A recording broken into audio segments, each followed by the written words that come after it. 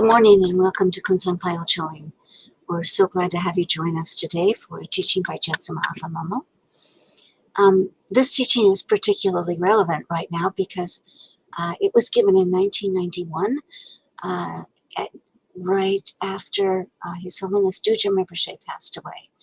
The title is The Death of a Lama, and it really helps you understand what the blessings are and, you know, of course, the sadness we all feel. But with Dilgo Rinpoche having just recently passed, and I think he's still in Tuktum, but I don't know. And also Lama Zopa, depending on who your lamas are. He passed away also, and so two at one time is very sad. Anyway, this hopefully will help all of us understand. And so, here we go.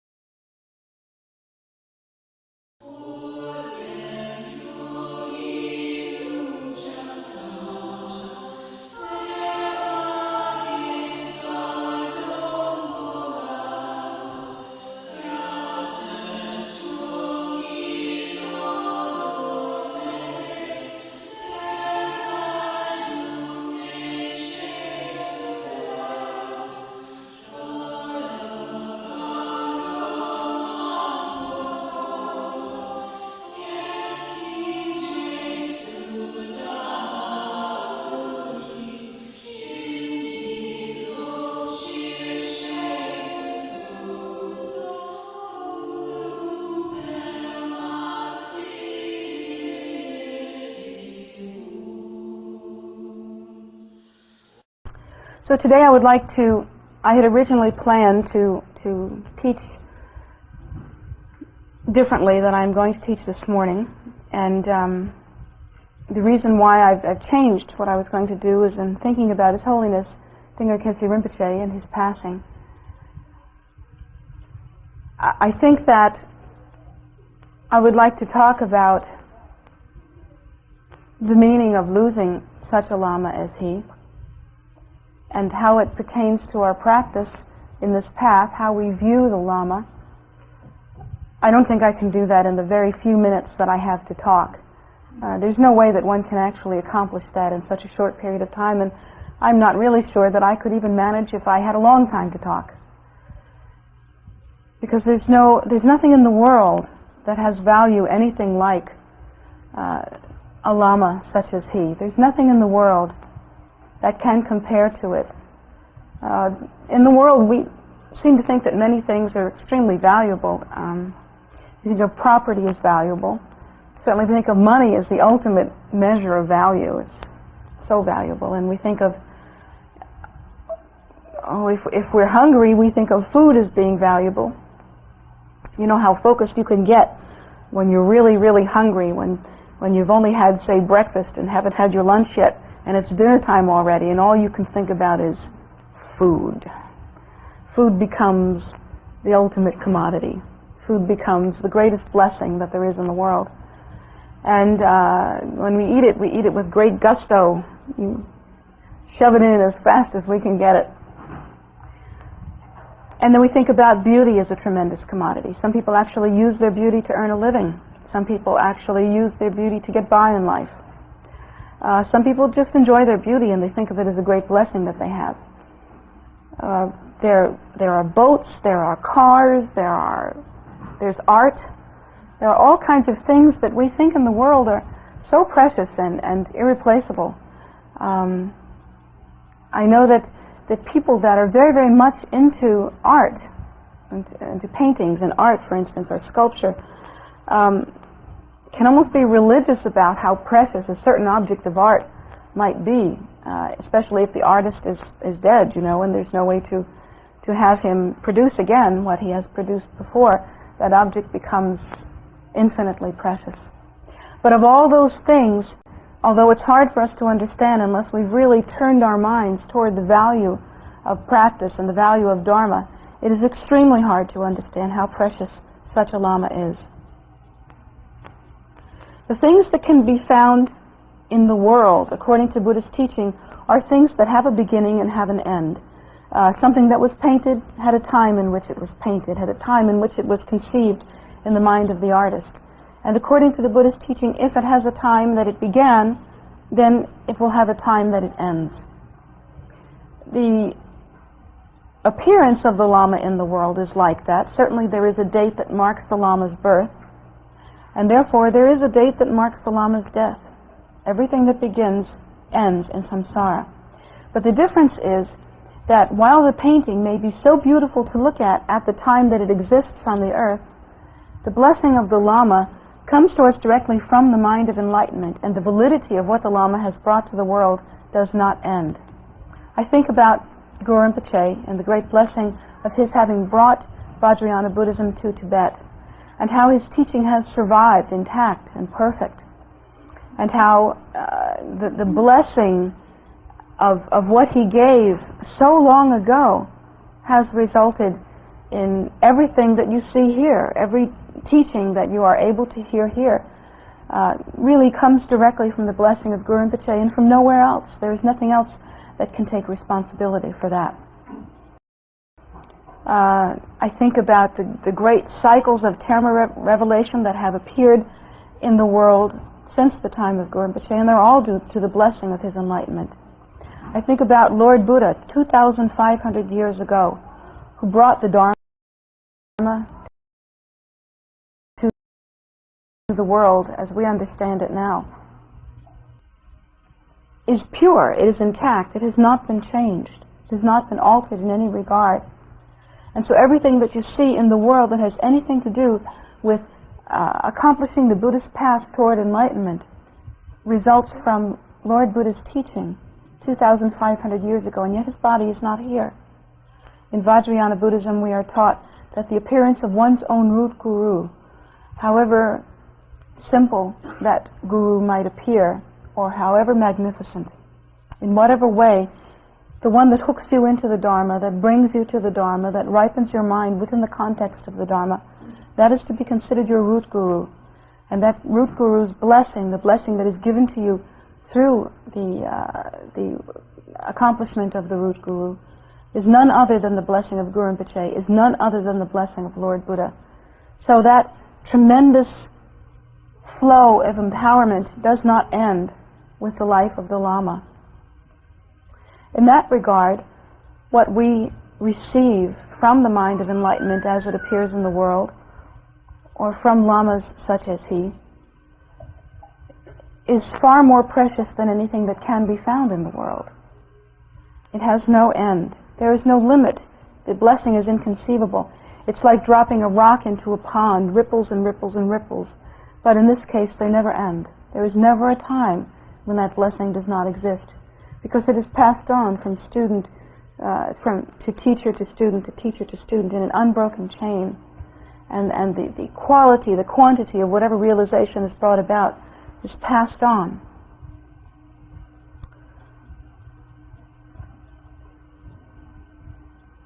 There is nothing in the world that can bring us any permanent happiness. Relationships, we've all tried that. Relationships bring us happiness for some period of time. And it is even possible for relationships to bring us happiness until the time of our death. Although it seems to be that in these modern times that is extremely rare. But relationships can do that, and if they do that, then we still have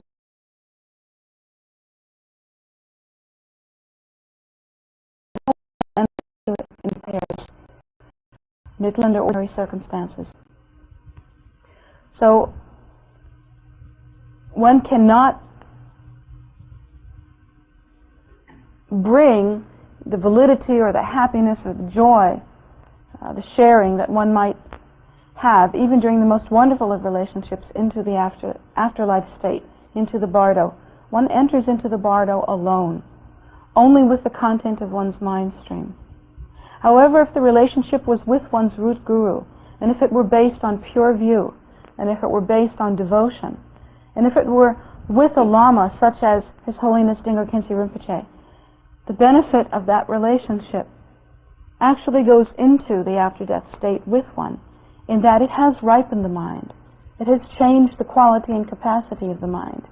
And of course it is with the karma and content and actual fabric of our own minds, of our realization, that we enter into the after-death state. So that is the only condition under which one can engage in a relationship with any other living person and have some lasting value come from it. And that is under the condition that one were to have devotion and connection with a qualified Lama. So that when one, such as he, passes from the world, it's much more tragic, much more meaningful than if all the art on the earth were to disappear.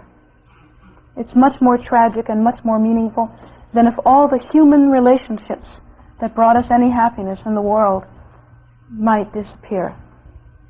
Because this is one relationship, this is one happiness, this is one value that has no end, in that it continues to offer empowerment and blessing in a endless and stable way. The appearance of the Lama in the world is not an ordinary circumstance. It may appear to take the form that human beings actually take. But the nature of the Lama is what is significant here, not the body, not the face, not the format, not the appearance. One might look at one Lama and say, oh, this one is wearing robes, and this one is not. One might look at one Lama and say, this one is very tall, and this one is very short. One might say this one has a very kind face, and this one has a stern face or a wrathful face. And based on appearances like that, one might have a different opinion. Yet the nature of the Lama is the same. If the Lama is qualified and has achieved some realization, the blessing is indistinguishable from the primordial wisdom nature. And that is the essence of the blessing. It cannot be terminated by conditions of the world. It cannot be ended in any regard. And its blessing does not end at the time of the cessation of the appearance. Likewise, if all the food of the world were to disappear, it is not as tragic or as meaningful as if a Lama of that quality were to disappear from the world.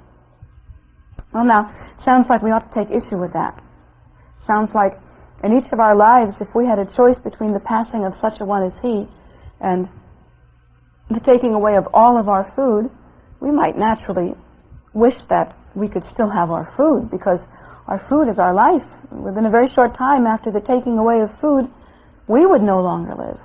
And so we think that's of the utmost importance. But actually, according to the Buddha's teaching, we were born before, and we have died before. And we have been born, and we have died so many countless times. Not 10 times or 100 times. Lots of times in this, lots of stories that I've heard in this time of clairvoyance and New Age thinking and mediumship and channeling and all the different psychic phenomena that seems to be popular, especially in this country at this time. Psychics will tell us that we've been alive 10 times, and at least 3 of them were famous people, you know. Nefertiti's and Cleopatra and Alexander the Great and all of those wonderful people. King David, that's a popular one. I've met 10 at least. And so we think that it must be that we've lived 10 times, or maybe we've lived 100 times, or maybe 200 times. But according to the Buddha, we have lived inconceivable times.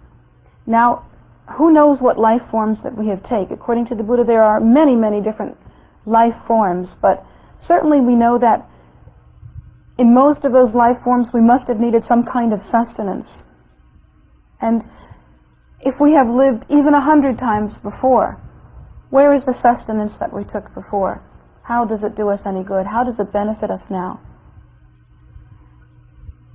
Even such an essential thing in the world as food has only a temporary value, only a temporary blessing. Although, of course, it is a blessing. But if 100 lifetimes ago one were to have met with such a Lama as His Holiness Dilgo Khyense Rinpoche, and received empowerment from him, received blessing from him, certainly by this time we would have already reaped the benefit of that. By this time we would have already attained some level of realization, so that liberation would be, if not already present, then certainly close at hand. That is the power of such a one as he.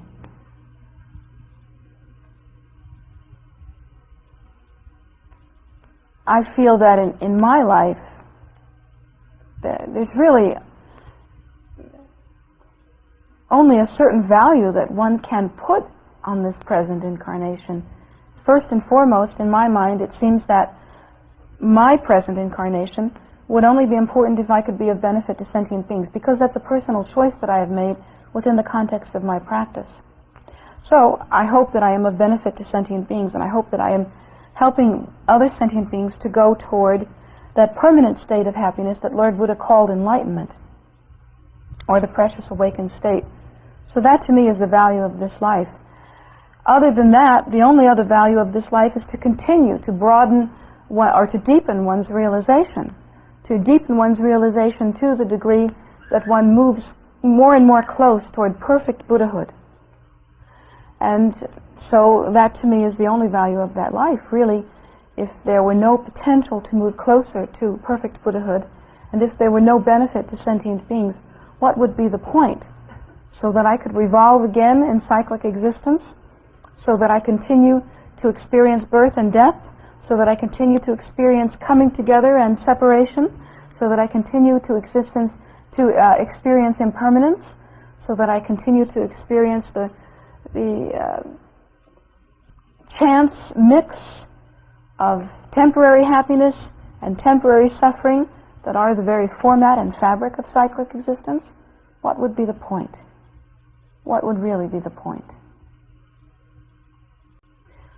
Therefore, the value of such a one as he is more firmly understood.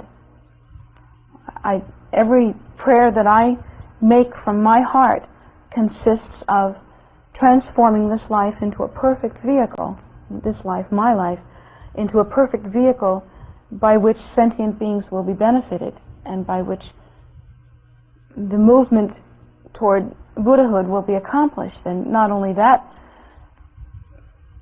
but a perfect vehicle by which cyclic existence, with all of its different kinds of suffering, can be emptied from its depths. That's my real prayer. I mean, it may take many different forms, and I may read prayers from books, but the bottom line for me is that particular prayer. So, in my mind, the loss of such a one as he is insurmountable. He cannot be replaced.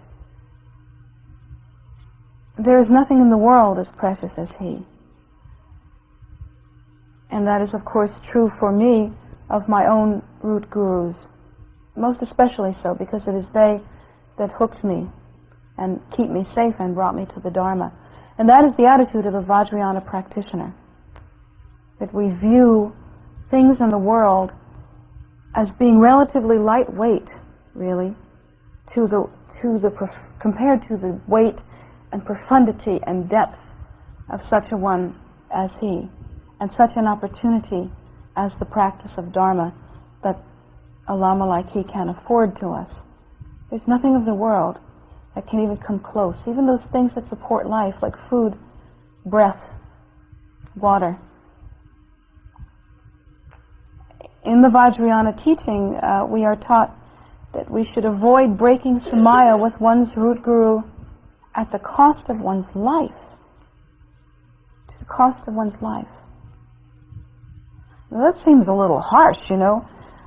Students that first come into Vajrayana, when they read that, they go, well, cost of one's life, that's intense. We have to think about that. What does that mean? And this is the basis, this is the meaning of it. This is the basis for that decision, for viewing things in that way. Is that the relationship with a guru of that caliber is far more precious than anything that can sustain one's life. And so, for what reason would you break commitment or break samaya with one as he? For what reason? To have more time? To continue revolving in samsara? To preserve your life? To have more food? To have better clothing? What would be the reason? What could you think of?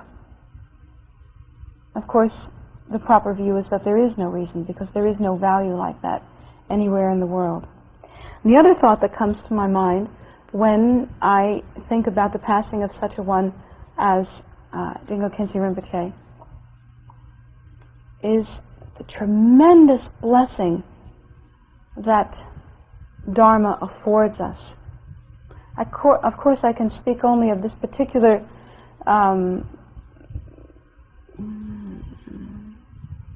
path that is taught here in this particular temple with any knowledgeability at all. And of course, as any good Dharma practitioner will tell you, my knowledgeability about Dharma is extremely limited, because Dharma is so great and so vast that if any one of us were to study it from the beginning of our lives until the end, we could not accomplish it. Accomplish knowing every part of it. But one thing I do know about this particular practice of Dharma is that the most important thing that this path seems to offer, in my mind, is it offers us a way to utilize our lives to its utmost benefit, firstly, and then secondarily, it offers us a way to die. It offers us a way to die. One of the most profound technologies associated with Vajrayana Buddhism is the technology of dying. We have a most fantastic, most profound, most articulate technology for dying. In Vajrayana Buddhism, it is explained to us what the time of death is actually like. And there are certain experiences that are had due to the dissolution of the elements within one's body, and the dissolution of one's connection with the physical realm. It is explained to us in such a way as that we can actually understand what happens as our perceptual process dissolves, perceptual process as we know it. What actually takes place during that time? What are the sensations? What are the actual feelings? That is explained very well in Vajrayana Buddhism. And particularly, there are certain practices that one learns to accomplish during that time, and one accomplishes according to the level of one's realization. There is a very mechanical practice that one practices, one level of poa, or time of death practice, in which one actually moves the consciousness, moves the awareness out the central channel into a state of realization. And the techniques are given, and one actually practices them until one achieves signs, actually physical signs, indicating that the central channel has been cleared, and that one is prepared for that experience. One uses the breath, one uses perception, one uses one's meditation. It's a very profound practice. And there are different levels of practicing the POA. If one has a greater state of realization than just the ordinary practice, one can practice a thorough renunciation of all things that one is attached to in the world. And one can practice, through the use of devotion, moving one's heart into the primordial nature of the Guru, or into the primordial nature of the realized state. And then if one is truly realized, that is to say accomplished, and has received physical signs during the life and at the time of death of one's accomplishment, physical signs, not I think I've really aced it, but physical signs, there's a difference. Then, at the time of one's death, one can practice in such a way as to simply transfer the consciousness from the relative state of ignorance to the state of bliss or awakening. But one has to have really attained realization previously in order to accomplish that.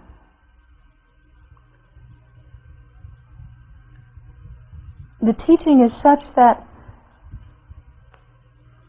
one who is not a good practitioner, or who is not a practitioner at all, actually fears the time of death.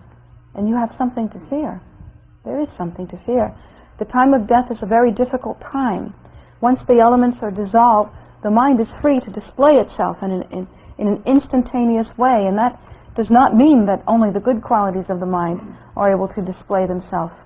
Actually, it's pretty much a toss-up as to what one experiences during the intermediate experience between death and rebirth. Because all sentient beings have within their mind pridefulness, hatred, ignorance, greed or grasping, longing, clinging, jealousy, competitiveness, all of these things. We all have that. Arrogance, intellectual arrogance, spiritual arrogance. These things displayed can cause one to take a very unfortunate and very difficult rebirth, even in a lower realm. If one is clinging very hard to one's life at the time of death, one can be born into a very strong desire realm in which the suffering can never be satisfied due to the karma of desire.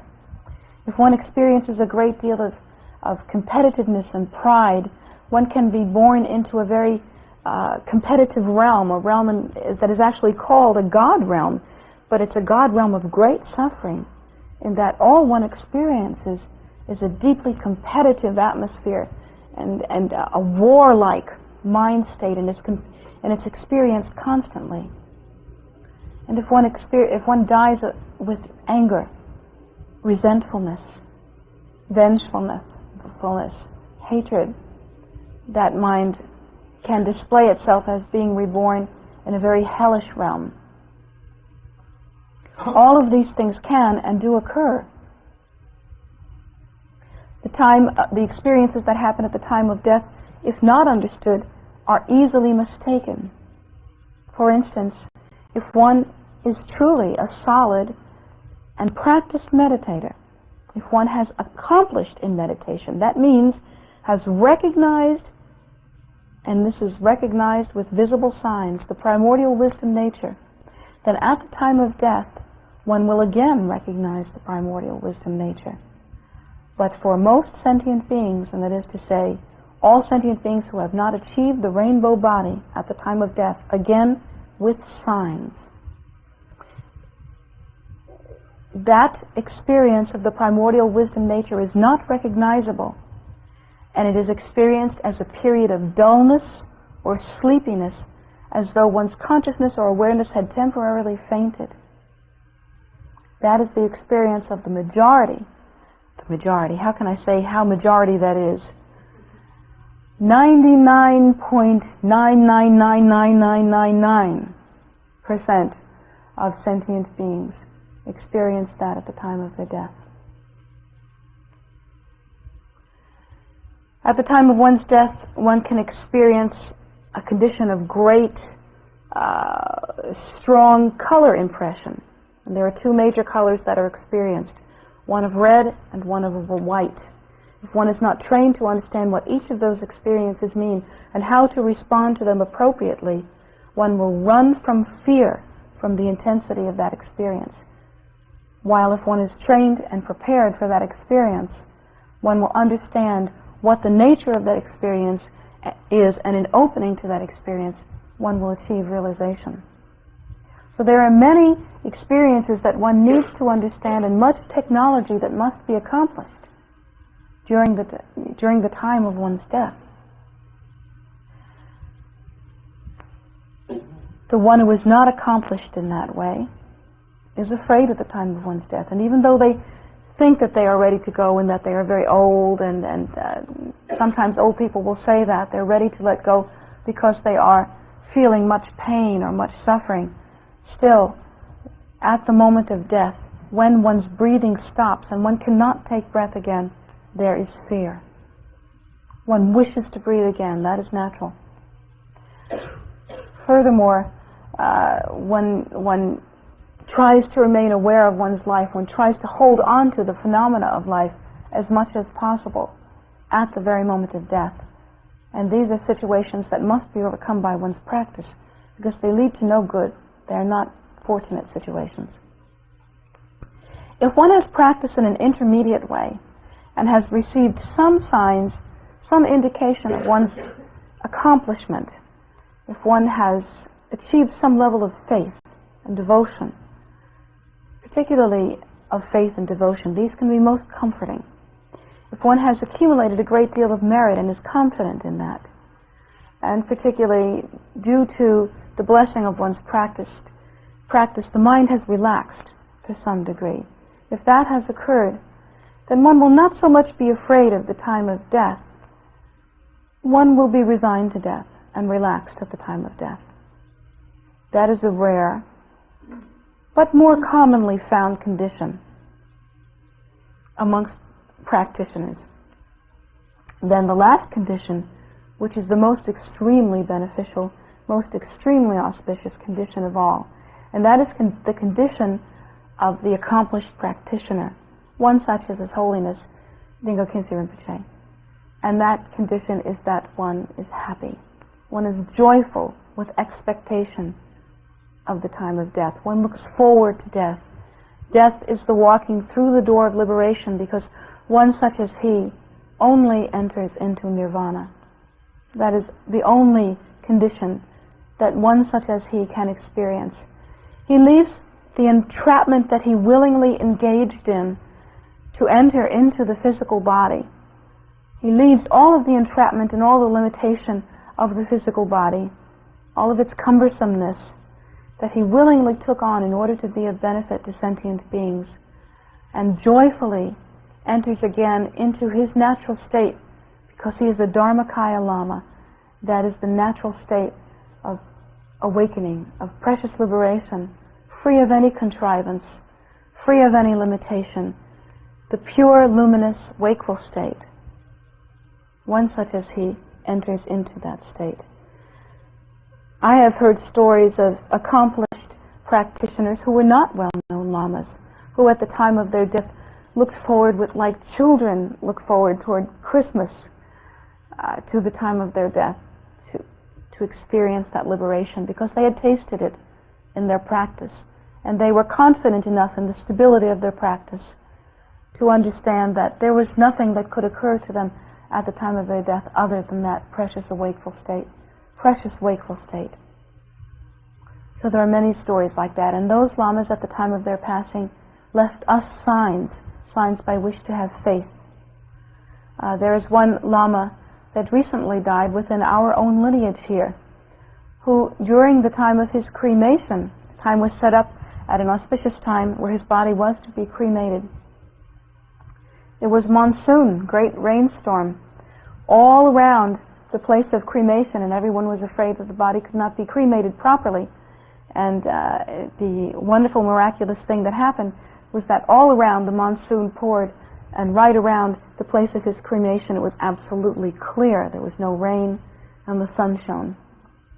And it was just a small area, and one could see it looking around like that. And another sign that he left us was that his whole body was cooked during the cremation, to the point where there was no flesh left, really. And the bone, actually, I have a piece of the bone, so I know that this is true. I know that this is true. The bone is charred almost to powder. It's just crumbly and charred to powder. But the heart remained perfectly raw within that cremation. And it is said that within the heart there were seed syllables like hum and ah and om. Syllables like that could be seen in the veins and the muscle tissue inside of the heart. So when I hear of the death of such a lama as that, I can only feel joy for them in one way, and confidence knowing that they will return for us again. I can feel tremendous rejoicing in the awesome, immeasurable benefit of such a path as this, that can consistently produce such visible, reportable, dependable, and repeatable results as these. There are many such stories of practitioners who died with conditions like that appearing to them, to their followers, as evidence of their practice. And there are many stories in which ordinary practitioners who practice sincerely every day and were not lamas had signs that indicated that they had accomplished their practice, and their passing was of the extraordinary kind. I can only give thanks for such a path that can produce such great blessing, and I can only again and again and again caution practitioners, spiritual practitioners, against engaging in spiritual practice that has not proven itself again and again and again to produce such results. One must follow the mind of enlightenment. One must achieve the results that have proven themselves to be of benefit through practicing a path that is given to us through such extraordinary channels as these, through the mind of enlightenment that is the Buddha nature. And yet, feeling this great confidence that he will return, feeling this great confidence in this path that produces again and again such extraordinary results, in my selfishness, I can only grieve because I had hoped, in my stupid ignorance, I had thought that since he had allowed me to sit with him while he meditated one time, thinking in my ignorance that every blessing is permanent and that all conditions will guarantee to rise again just as before, I thought that I would have that opportunity again. I thought that I would see him again. I thought that perhaps someday he would come to this temple and give it his blessing. But now I know that that will never happen until, perhaps in the future, he appears again and accomplishes his practice and returns to us in such a form as to give us this blessing. But I know that we have lost something precious, more precious than food, more precious than anything of the world, more precious than life itself, because life we've had before and will have again. But what will we do with that life? Will that life be a perfect vehicle by which we can accomplish enlightenment? Will it be a perfect vehicle by which we can be of benefit to sentient beings? Only under that condition is this life precious or important at all, and only through the blessing of such a one as that can that be accomplished. So I know that in hearing this we all grieve at his passing. It should only, however, make us more firm in what we do from this point on, and how we consider our practice, and in how we hold the precious blessing of those lamas who are still in the world and who return again and again and again in order to be of benefit to us, to hook us into Dharma, and to help us to accomplish our practice. So thank you very much for coming today. I hope that speaking briefly about this event has in some way inspired you or been of some benefit to you. I hope that it makes you utilize your time here in some beneficial way. I hope it makes you realize something about yourself. So thank you very much.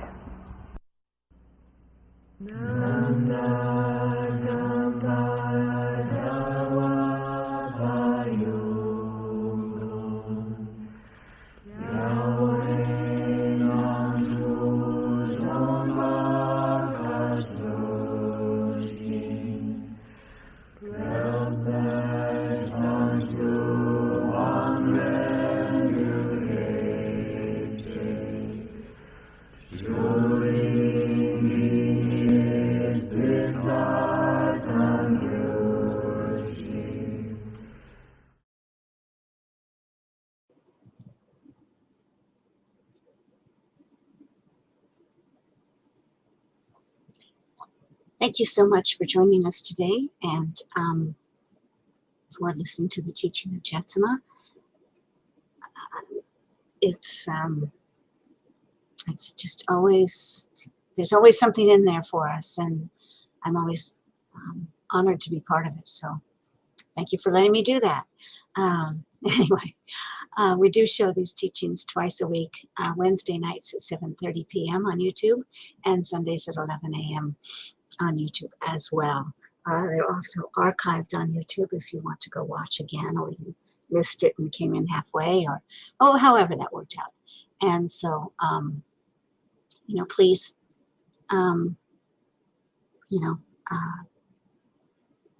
avail yourself of that when you have time.